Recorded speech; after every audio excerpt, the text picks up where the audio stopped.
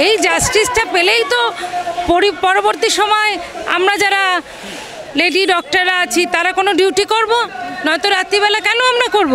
আমাদের সেফটি যদি না থাকে, রুগীর সেফটি কোথায় থাকবে? আর কোনো মৌমিতা যেন কোনো দিন ঝরে না যায়।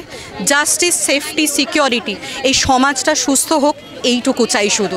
নমস্কার, আপনারা দেখছেন হাউ দ্য ইন্ডিপেন্ডেন্ট মিডিয়া, সঙ্গে আমি সুমিত। এই মুহূর্তে শ্যামবাজার পাঁচমাথার মোড় থেকে একটি মিছিল একেবারে প্রতিবাদী রূপে, উই ওয়ান্ট জাস্টিস, একদম জাস্টিসের দাবিতে। কি ঘটনা? আরজি করের ঘটনা। একজন কর্তব্যরত ডাক্তার তিনি তার যে সহকর্মীদের সঙ্গে রাতের বেলা ফেরেন এবং তারপরেই ঘটে যায় ঘটনা, মর্মান্তিক মৃত্যু। আরজি কর হসপিটালের মতন একটি জায়গায় কিন্তু এই রকমভাবে একজন মহিলা ডাক্তার নেই, তিনি দ্বিতীয় বর্ষের পড়ুয়া, তিনি কিন্তু একেবারে হসপিটালের ভিতরে যেভাবে খুন হলেন, রহস্য মৃত্যু। কী রহস্য? পুলিশ রয়েছে, সেই রহস্য মৃত্যু এবং যারা দোষী তাদের কিন্তু শাস্তির দাবি করছেন ডাক্তাররা এবং জুনিয়র ডাক্তাররা। একদম কর্মবিরতি চলছে, শ্যামবাজার মোড় থেকে তারা আরজি করের দিকে এই মুহূর্তে ছুটেছেন এবং একটাই মুখে দাবি একটাই, যে জাস্টিস চাই। জাস্টিস, যে ভদ্র মহিলা ডাক্তার ছিল তার মৃত্যুর দাবিতেই এই জাস্টিসের মিছিল। আমি এই হাসপাতালে 10 বছর আগে প্রতিদিন রাতে ডিউটি করে এসেছি, কোনো দিন এই ভয় কোনো দিনও হয়নি। এই হাসপাতাল ছেড়ে দেওয়ার 10 বছর হয়ে গেছে। কেরিয়ারের মতো এগিয়েছে, কিন্তু আরজি কর আমার কাছে বাড়ির মতো ছিল। এই ঘটনা আমি প্রাণ থেকে মেনে নিতে পারছি না। আর কোনো মৌমিতা যেন কোনো দিন ঝরে না যায়। জাস্টিস, সেফটি, সিকিউরিটি, এই সমাজটা সুস্থ হোক, এইটুকু চাই শুধু, এর থেকে বেশি কিচ্ছু চাই না। ডিউটি করবেই, আর সরকারি হাসপাতালে অবাধ বিচরণ হবেই বিভিন্ন ধরনের লোকের, পেশেন্ট পার্টি, দালাল, সিকিউরিটিটা দরকার। একটা লোক উঠে গেল এমার্জেন্সি বিল্ডিংয়ের 6 তলায়, একটা সেমিনার রুম যেটা এতটা দূরে, এতটা সেক্লুডেড, একটা ছোট্ট, মানে ওটা জানা সম্ভবই না, ওর মধ্যে ঢুকে গেল, ওটার মধ্যে ঢুকে পুলিশ গ্রেপ্তার করেছে একটা। আপনারা কি সন্তুষ্ট? দেখুন, আমি আজও বিশ্বাস করি আমরা গণতান্ত্রিক দেশে বাস করি। আমাদের দেশে আইন আছে, কানুন আছে, সব আছে। আমি আশা করি, আমি বিশ্বাস করি যে দোষীরা শাস্তি পাবে। এবং হচ্ছে গিয়ে যে আমি চাই মনে প্রাণে তাই হোক। আরও চাই হচ্ছে গিয়ে যে আর যেন কোনো দিন কারোর সাথে না হয়।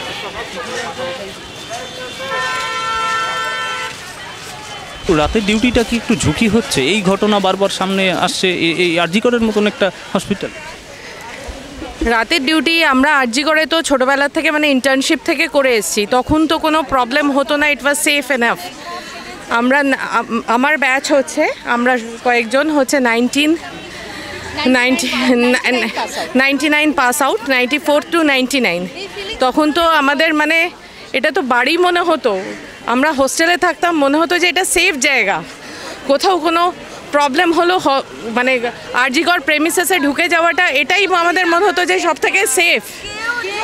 এতদিন ধরে কোনো দিন এরকম তো দেখিনি। কলেজে অনেক কিছু হয়েছে, কিন্তু এই জিনিসটা কোনো দিন ভাবিনি যে হতে পারে। এটা তো নিজের বাড়িতে কারুর এরকম অবস্থা হওয়ার মতো, হ্যাঁ, এটা হতে পারে নাকি? তো একটা কোনো হচ্ছে, দেখুন তদন্ত হচ্ছে, সেটা তার দিকে হবে এবং সেটা বেরোবে। আমাদের মূলত সমস্ত লেডি ডক্টরসদের প্রতিবাদ যে আমাদের কর্মস্থলে যথাযথ ব্যবস্থাপনা দিতে হবে, যাতে আমরা সব রকম ডিউটি ছেলেদের সাথে কাঁধ মিলিয়ে করতে পারি। যেহেতু আমরা এত পড়াশুনো করেছি, এগিয়েছি, এবং আগামী দিন যাতে এরকম কোনো রকম প্রতিবাদ না হয়, করতে হয় আমাদের, তার যথাযথ ব্যবস্থা কিন্তু কর্তৃপক্ষকে গ্রহণ করতে হবে। পুলিশ গ্রেপ্তার করেছে, আপনারা খুশি এই গ্রেপ্তার? নিশ্চয়ই তারা কিছু নিশ্চয়ই ক্লু পেয়েছেন, তারা গ্রেফতার করেছেন। ডেফিনেটলি সেটা তারা দেখে নেবেন, তাদের বিষয়। আমরা মনে করি তাদের চাকরিতে তারা তাদের ফুলেস দেবে। এই এমন একটা মানবিক কেস, এবং অকল্পনীয় যে অন ডিউটি কর্তব্যরত একজন মেডিকেল অফিসারকে রেপ করে মার্ডার করা হয়েছে। এটা তো আমাদের সেফটির সবচেয়ে ফার্স্ট প্রায়োরিটি। আমাদের সেফটি যদি না থাকে, রুগীর সেফটি কোথায় থাকবে? সাধারণ লোকের সেফটি কোথায় থাকবে? দ্বিতীয় হচ্ছে, প্রতিবাদ করতে তো ভেতরে ঢুকতে দিচ্ছে না। আমি তো 2টো গেটই বন্ধ দেখলাম।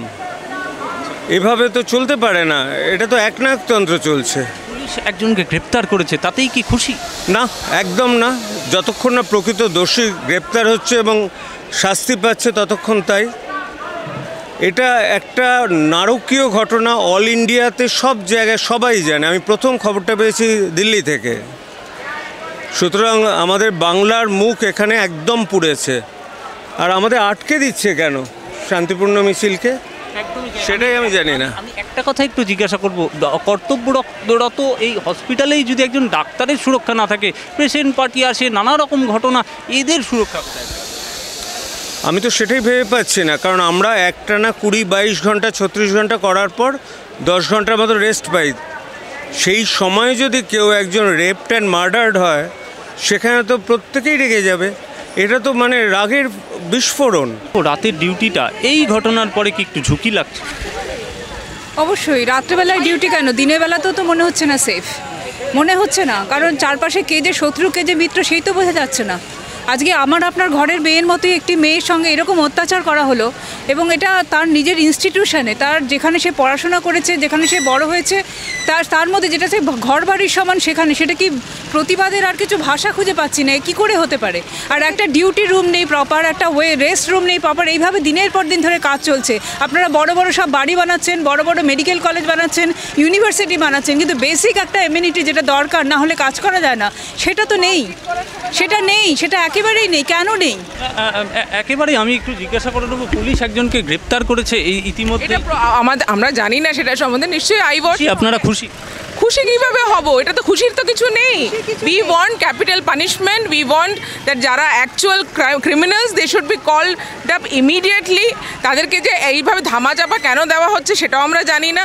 আমরা শুধু চাই যে যেই করেছে তাদেরকে ধরা হোক, তাদেরকে যথেষ্ট পানিশমেন্ট দেওয়া হোক, so that it becomes an example for everybody else in future, যে এইরকম কোনো একটা খারাপ কাজ করার আগে তারা 10 বার ভাববে।